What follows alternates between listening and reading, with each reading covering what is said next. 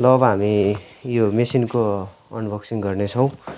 मैले यो आलाजुकी मेसिन ल्याइसकेको छु यो कम्पनीको, हेर्न सक्नुहुन्छ। सबैभन्दा पहिला चाहिँ मैले यो मेसिनको अनबक्सिङ गर्छु, त्यस पछाडि त्यो माथि फट्टाहरू गर्छु। यसलाई काटौँ पहिला, अलि अगाडि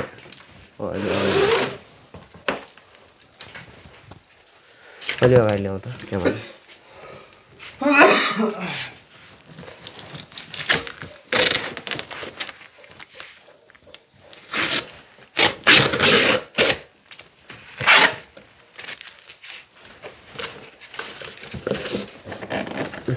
चलाउनै सकिन्न, वेट धेरै छ यसको। अब यहाँनिर हाम्रो मेनु बुक आयो सबैभन्दा पहिला। योबाट चाहिँ अब इन्डस्टेसन भनेको छ यसको, ऊ चाहिँ मेनुल भनेको छ। यसलाई कसरी चाहिँ सेटअप गर्ने भन्ने कुरा चाहिँ यो पढेर पनि हामीले हेर्न सक्छौँ। यो चाहिँ धेरै लङ प्रोसेस लाग्छ योलाई चाहिँ अब उ गर्नलाई, फिटिङ गर्नलाई। अनि यो चाहिँ तेल पनि छ। त्यस पछाडि यहाँनिर चाहिँ अब यो सामान चाहिँ के हो, यो चाहिँ मेसिनको केही औजार होला।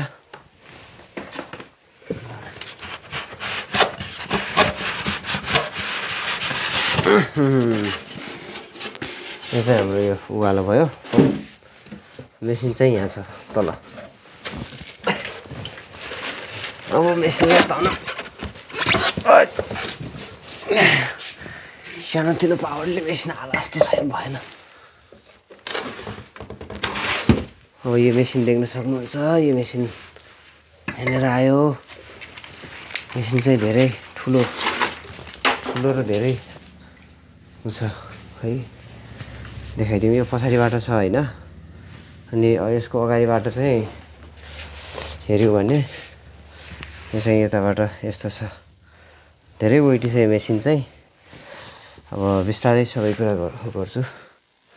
अब यहाँभित्र चाहिँ अरू छन्। यो मेसिनको ऊ हो,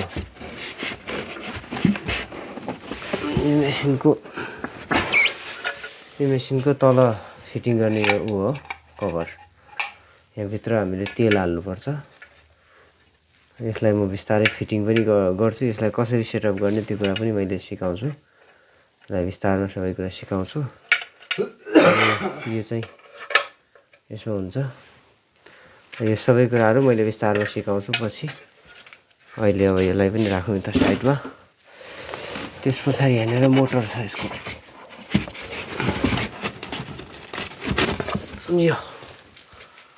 यसको मोटर, यो मोटर यसको त्यो तलबाट हाल्नुपर्छ। यो पनि छ, यसलाई पनि राखौँ। अब त्यसपछि चाहिँ हामीले के गरौँ भनेपछि अब यसको यो फोमलाई चाहिँ यतै यसो हालेर यसलाई साइड गरौँ, यो पछि काम लाग्छ। अब यो मेसिनको चाहिँ मैले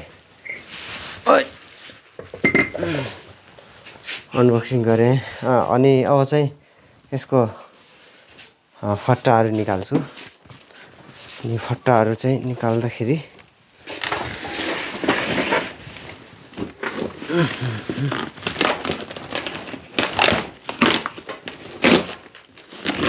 यो त काम छैन। यसको सबै गत्थाहरू सबै च्यातिसकेको छ। के कस्तो छ, अब टाढाबाट ल्याएको, सायद केही पाटपुर्जाहरू केही भएको छ कि गत्थाहरू पहिल्यै च्यातिएको थियो।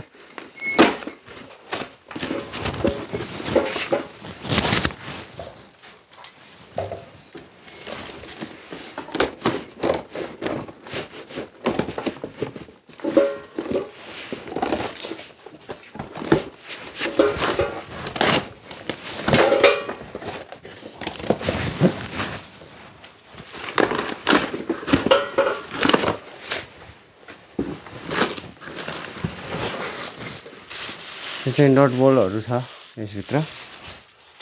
त्यस पछाडि चाहिँ यहाँनिर यो सबै, यो चाहिँ तलको स्ट्यान्ड होला सायद। बिस्तारै नि सबै भागहरू निकालौँ। साइड स्ट्यान्ड भइहाल्यो।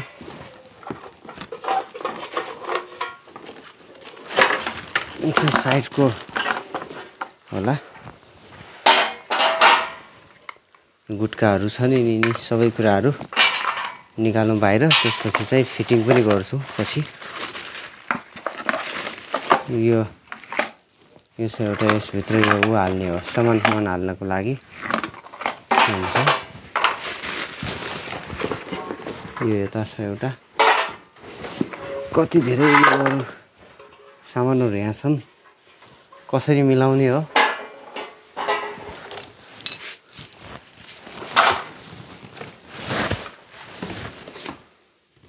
यो त्यसमा हाल्ने एउटा पाउदानीको तल हाल्ने हुन्छ यो।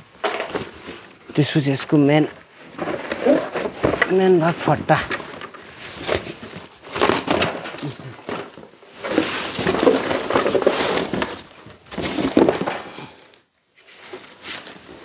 ओहो, फट्टा चाहिँ यति मोटो हुने रहेछ है।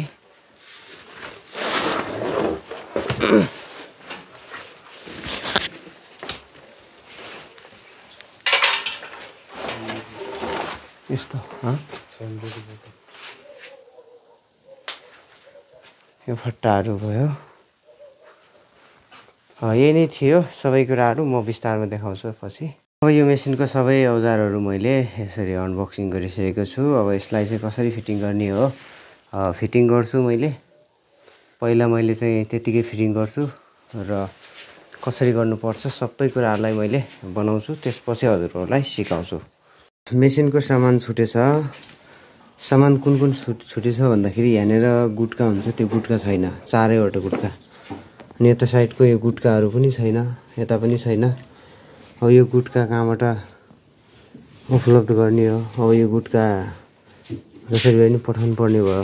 अनि यता साइडका पनि छैन, यो भयो। त्यस पछाडि अर्को यस्तो वाला एउटा छुटेको छ।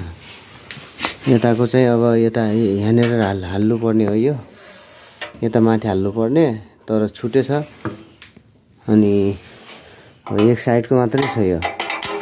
यस्तो गरेर यसलाई साइज घटाउने बढाउने बनाउने यस्तो खालको एउटा सामान मात्रै छ। सामान छुटेछ। अब यसरी मैले यसलाई फिटिङ गरेको छु। अनि यसपछि यसको चाहिँ अब यो साइड स्ट्यान्ड हो। यो स्ट्यान्ड यसरी बनेको छ। यो तलको यो मेसिन हो, यो पछाडि साइडको, र यता साइडबाट यस्तो हुन्छ यो। र यसको अब यताबाट चाहिँ अगाडि साइडबाट यस्तो छ। यसको स्पिड लिमिट भनेको, यसको स्पिड लिमिट भनेको 4000 छ। यसरी हेर्न सक्नुहुन्छ, यो 4000 स्पिड लिमिट छ यसको। त्यस पछाडि यहाँनिरबाट चाहिँ एउटा बत्ती पनि बल्छ यसरी। यो माथि साइडमा यसको बत्ती पनि छ। यहाँ त साइडबाट हेऱ्यो भने यस्तो हुन्छ। र अब यसको तलतिर हेऱ्यौँ भने तलतिर स्ट्यान्ड यो बिचमा भइहाल्यो। यो स्ट्यान्डबाट यतातिर यसरी मिलाएको छु मैले।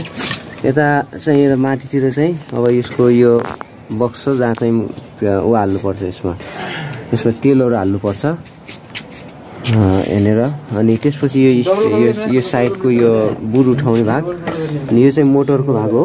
त्यस पछाडि यता चाहिँ यो एङ्गल जोडेको छु मैले। त्यस पछाडि यतातिरबाट चाहिँ यो तार लिएर, यो तार चाहिँ मैले यतातिर जोडेको छु। यस्तो प्रकारले जोड्न सकिन्छ। अब यसको स्पिड के कस्तो स्पिड हुन्छ म यो सिलाएर देखाउँछु। अनि यसको अहिले चाहिँ मैले सबैभन्दा पहिला चाहिँ हामी धागो नहालेर ट्राई गरौँ। यसको म पहिला धागो जोडेको छु मैले। अब यसको धागा नहालेरै हामी यसलाई सिलाउँ पहिला। यसको स्पिड चाहिँ 4000 छ, देख्न सक्नुहुन्छ डिस्प्लेमा। र यो 4000 स्पिड छ।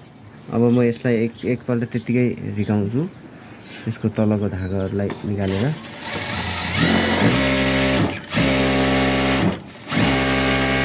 यस्तो प्रकारले यसको स्पिड हुन्छ।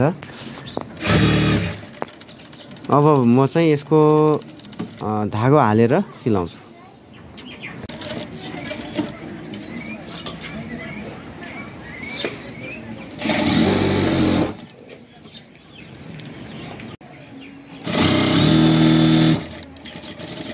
यताबाट देखाउनु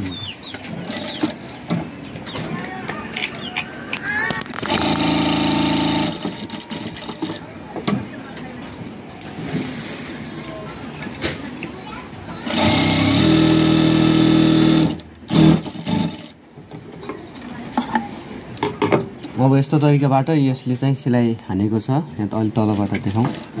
मैले अब आउँदा दिनहरुमा यही मेसिनबाट हजुरहरुलाई सबै कुराहरु सिकाउने छु। यहाँनिर यसको अब कच्ची डर सिलाइ हो। यो 5 नम्बरको, यो 2 नम्बरको सिलाइ हो। यो भन्दा अझै खिचेर पनि सिलाउन सकिन्छ।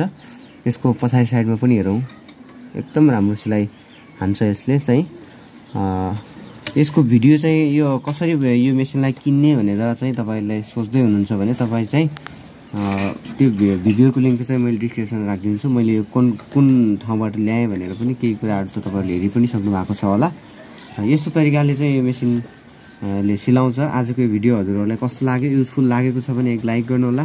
च्यानलमा पहिलोचोटी हुनुहुन्छ भने सब्स्क्राइब गर्नु होला र धेरै माझ यो भिडियोलाई शेयर गर्नु होला। ल त साथीहरु, आजको यस भिडियोबाट छुट्ने छौं र हामी अर्को भिडियोमा भेट्ने छौं।